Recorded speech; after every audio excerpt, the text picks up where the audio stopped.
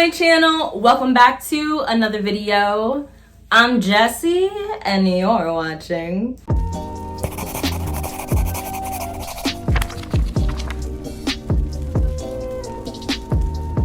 Hello friends, enemies, and people who still haven't made up their mind about me. I am so excited about this video because it's going to be my first ever TBR cards book recommendations video. Y'all may know I have this card game. It's called TBR cards. It is a deck of 54 cards. Each card has an illustration that corresponds with a reading prompt, and these cards are designed specifically to help readers figure out what their next book is going to be. Now, these prompts are a mixture of like just really fun, wacky, creative, out of the box prompts and prompts that encourage readers to read and with inclusion in mind. And then you can obviously combine these prompts to make sure that you are doing both. So I'm very, very excited to be making the first ever TBR cards book recommendations video. And I'm doing this mainly because we've just started doing a new thing here on Bow Ties and Books where every single month we will feature one card from the deck and invite those of you who enjoy watching this channel to read for that prompt. It is October. We have 3 months left in the year. So what we have done is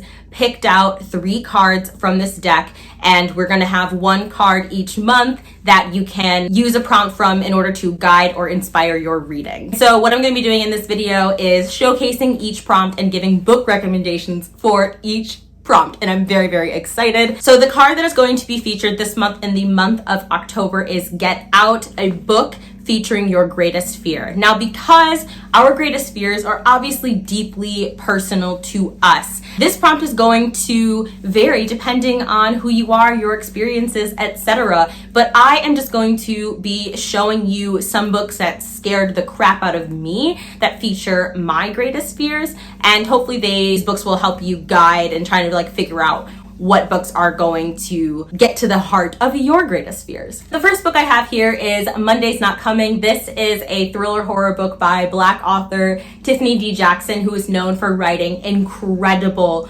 creepy stories. And this is a book about a young girl who is trying to find her friend Monday, who goes to summer camp and just never comes home. And she is trying so hard to figure out what happened to her best friend. She's going to the police, she's going to the school, and nobody seems to care. And so she decides to take it upon herself to find, rescue, figure out the truth about what happened to Monday. One of my greatest fears is losing a child. It just terrifies me, the realities of like being Black and having children in America. So this definitely is a book that I would recommend for those of you who have similar fears. And it was so well written. The plot twist absolutely destroyed me. Now, another book by a Black author. This is Alyssa Cole's When No One Is Watching. This was a book about a girl named Sydney who lives in rapidly gentrifying Brooklyn, and one day she notices that her neighbors are disappearing and being replaced by white people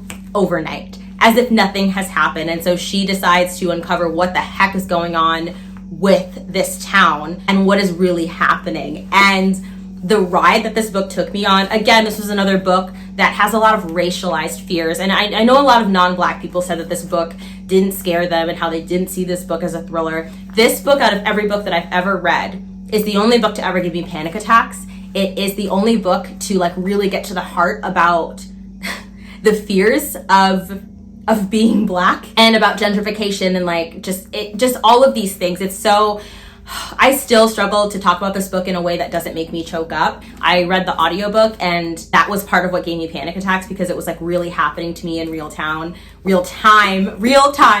It just was really intense. I gave it 5 out of 5 stars, and honestly, I cannot recommend this book enough. And if you are not a Black person and you are reading this book for the first time, I really challenge and encourage you to intentionally read this book with empathy. Another book recommendation that I have here is Baby Teeth. This is a book about a woman who is living with Crohn's disease, and she has a daughter, I believe, named Hannah, who may or may not be trying to kill her. And she's repeatedly appealing to her husband, saying, yo, our daughter might be a freaking murderess. And her husband is telling her that it's all in her head, you know, that it's because of her disorder. And so she's trying to figure out, okay, is this psychologically induced, or is my child actively trying to harm me? This is a trope that really freaked me out, and the way that it was handled in this book creeped me out so much. I know that Lala of Books and Lala hated this book. Kayla hated this book. So definitely check out Kayla's reviews, but this book really hit the spot for me. And this month, if you haven't seen my October TBR, link in the description box, but this month I'm reading Wonderland, which is this author's next book, and I'm so excited. Another book that I'm definitely going to recommend that features my greatest fear is Uzumaki by Junji Ito, which is a collection of stories surrounding the horrors that these people in this town are experiencing because the town is cursed. And this is a really good book if you're trying to get a bunch of phobias in one. It's got insect phobia, pregnancy phobia. It has so many different phobias just wrapped in one. It's got mosquito phobia. It has everything. And I've heard that Junji Ito's books are pretty intense in this way in general. So I think I would assume that any of his books would be a good one. I've heard from Jan that one of them in particular, I can't remember what it is really intense for trypophobia, which is our greatest fear. Very severe trypophobia. So I'm going to be reading that at some point in time because I apparently just love to torture myself. Definitely that. If none of these books are like catching your eye or touching to the core of your greatest fears, just search your greatest fear and then type books and see what comes up.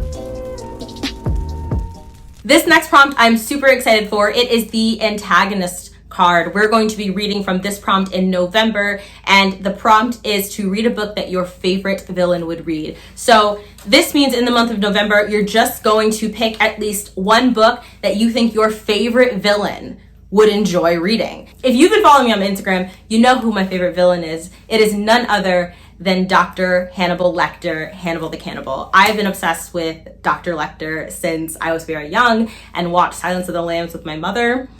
Grew up on those movies. Yes, I know they were not child friendly and my mother didn't care. And now they're some of my favorite books of all time, and I'm obsessed with the TV show adaptation NBC Hannibal in particular. I'm always posting about it on my Instagram. I have a ton of Hannibal fan art in my bedroom. Hannibal Lecter, of course, is known as this brilliant psychiatrist who is very manipulative. He also eats people. He's a cannibal. He's very interested in power dynamics. He's very interested in experimenting with people to put people in precarious situations and just simply to see how they will act. He is a very curious person, a very intelligent, but also very curious individual who keeps his mind open to new experiences. And so this is going to be a really fun character to try and get in the mind of in terms of reading. And I'm very excited about the books that I have here, the book recommendations for other Hannibal the Cannibal fans. One of the books that I know I'm going to be reading for this prompt is, I think it's called Brother by Anya Alborn.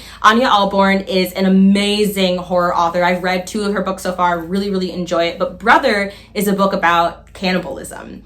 And it's supposed to be one of her most intense, like gruesome works. And I'm very excited. And I'm going to say Hannibal would enjoy it because, you know, he also likes to dine on the people flesh. The first book that I have here is going to be a little out of the box. I'm going to pick Luster by Raven Leilani. This is a book about a young girl named Eddie. She is a struggling artist in New York City, doesn't know what she's doing with her life, and she ends up moving in with her sugar daddy and his wife and taking care of their child. She also has a chronic illness. It's also about the lives of this couple and the dynamic that she's moving into. Now, the reason that I think Hannibal would enjoy this book in particular is because it is a lot about human relationships and how people react in closed, closeted quarters. It goes really deep into these characters. It is not plot driven. It is all character driven. And the writing is beautiful. And Hannibal is known for appreciating art and great, gorgeous things. So definitely would recommend Luster, one of my favorite reads of last year. I am also going to specifically recommend A Dark Queen Rises, which is the sequel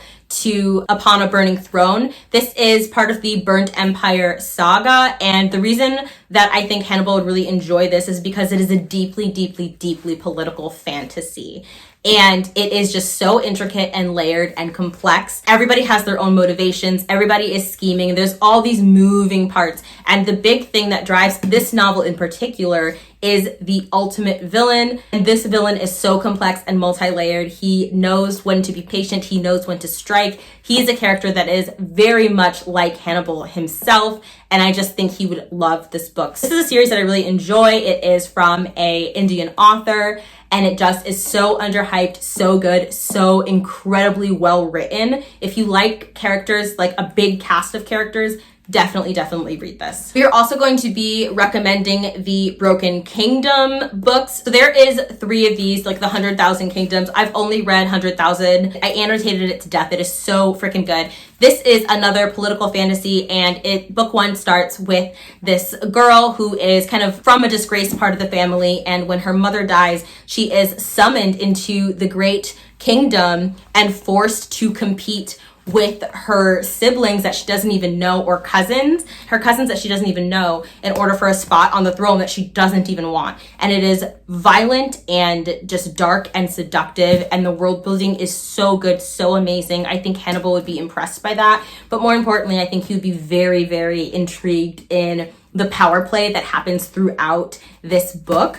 Also, they just have the most well-built, like, characters, villains and protagonists alike, that I think Hannibal would be so interested in. And even our main character, she is like cutthroat. She is not a doormat. She is somebody who knows her worth and knows her power and is going to do everything that she can in order to protect her own life. She is a warrior by nature, and I think Hannibal would have such a high amount of respect for her. And the last book I'm going to pick for Hannibal Lecter book recommendations is none other than The Throne of Five Winds. This is a fantasy book that has been compared to Game of Thrones, although of course any fantasy with a kingdom of any sort is going to get compared to Game of Thrones nowadays. But this is a series about these 6 princes, and 5 of them are vying for a spot on the throne. And it is about the kingdoms is really intense politics, but it opens up with this princess being kind of sold as a peace offering into this very violent,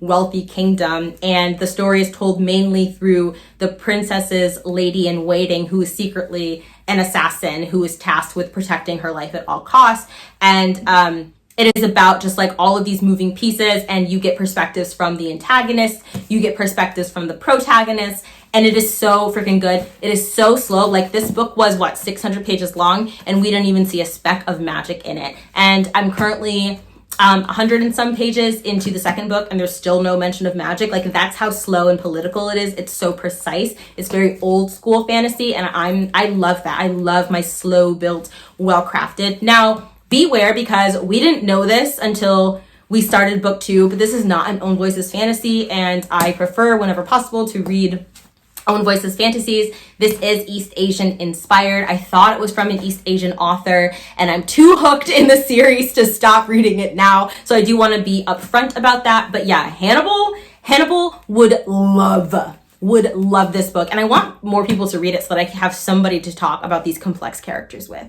And finally, for the month of December, we have one more prompt to go, and that is the R.F. Huang Card. Now, in the month of December, I am asking y'all to read at least one science fiction fantasy book with an Asian protagonist, obviously by an Asian author, right? So I've got some really good recommendations. So it is actually perfect, and I didn't plan this, but our December non-binary book club pick is from an Asian author, and it has an Asian protagonist, and it is science fiction. It is The Iron Widow. If you want to read along with us for non-binary book club, please do that. This is a book about a girl whose brother is murdered, and so she signs up to become an ace pilot in order to avenge him. And we love a revenge story. We love it. We love this cover. I'm so freaking excited about it. Of course, I've got my Girls of Paper and Fire and Girls of Storm and Shadow that I could not recommend enough. I absolutely love this series, and the sequel, the conclusion to this incredible trilogy comes out this year, and I could not be more excited. So don't be surprised if you see us rereading these books. But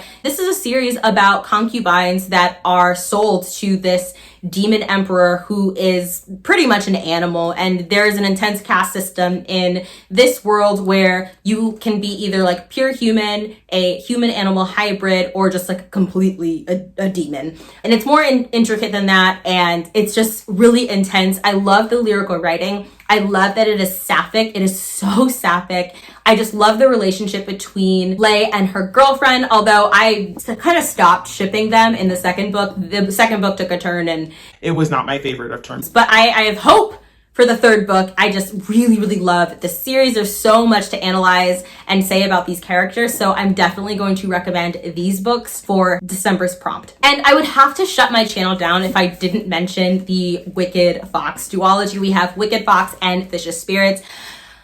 I just want Kat Cho to continue writing for this series so freaking bad. I loved it. So in the Wicked Fox, we are following a girl who is a gummy hoe, and she loses her gummy hoe bead when she tries to save a human boy. And then of course, there's a kind of hate to love romance going on. And then in the sequel, we are following these characters somewhat, but the protagonists of this book were side characters in book one. So I actually really enjoyed the change of perspective. I didn't think that it would be as good as Wicked Fox, but it was. And in some ways it was even better. This is one of my most favorite relationships, romances I've ever seen. If you want like an example of like a really healthy YA relationship, I think that Vicious Spirits would be a really, really good pick. And just like, look at these gorgeous covers. So I cannot officially recommend this book, but it is She Who Became the Sun. Everybody is loving this book, and I've heard really good things about it from people that I very much trust. I trust their book opinions on wholeheartedly. This is a debut fantasy. It is sapphic. It is from an Asian author, and it is described as Mulan meets Song of Achilles, which, I mean, what more does one want? What more does one want, okay? And I just cannot wait to read this book. Hopefully by the time this video goes up, I'll have somehow found the time to read it, because I just cannot freaking wait. I've heard no one has said a bad thing about this book. Also, I mentioned this series in the beginning of the video, but Upon a Burning Throne of the Burnt Empire Saga, fantasy by an Asian author with Asian protagonists. It is so good, so intricate. If you like really intense politics, if you like intense world building, I think this is going to be a good one, especially if you enjoy that epic kind of slow burn. And I just really dig the fight scenes. If you are a person who likes fight scenes, this is definitely going to be a really good book. But the fight scenes really don't shine until book 2, and then they just go off. I think book 2...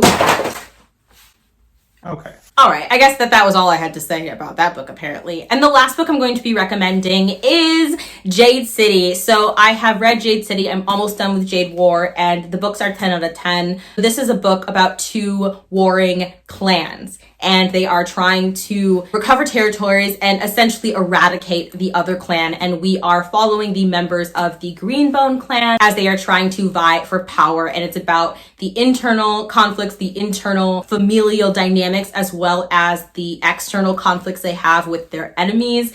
We are following some of their enemies. We are following mainly the family themselves.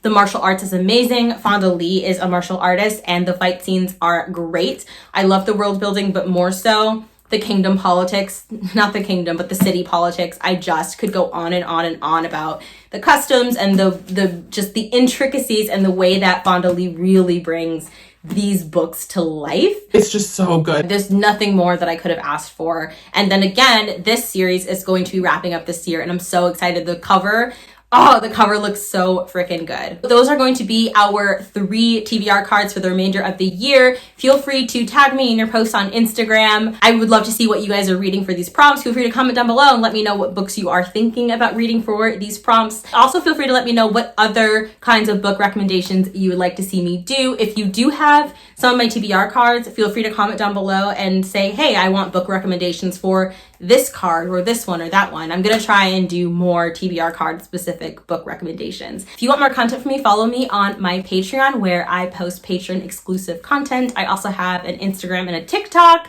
which I post daily on, but all of my social media links will be in the description box below. If you made it this far in the video, why don't you leave a card emoji of some sort? Stay safe, and I hope to see you in my next video.